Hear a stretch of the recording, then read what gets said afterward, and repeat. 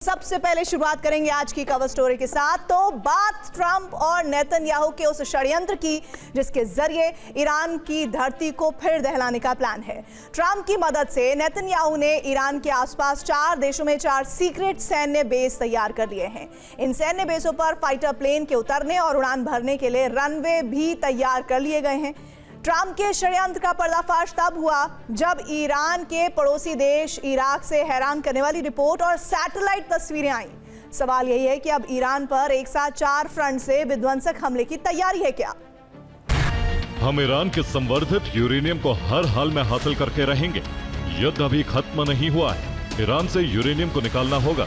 अमेरिकी राष्ट्रपति Donald Trump और इजरायली प्रधानमंत्री बेंजामिन नेतन्याहू के ये 2 बड़े बयान इस बात का ऐलान कर रहे हैं कि एक और विध्वंसक युद्ध बहुत निकट है।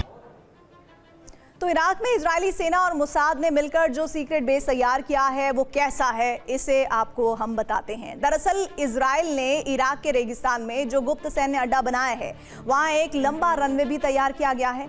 इस रनवे की लंबाई करीब 2 किलोमीटर है और इतना ही नहीं, सैन्य वाहनों के आने जाने के लिए पक्की सड़क का भी निर्माण किया गया है। इसके अलावा सैन्य बेस पर सैनिकों के लिए बैरक बनाए गए हैं। हथियार और रसद के लिए भी गोदाम तैयार कर लिया गया है।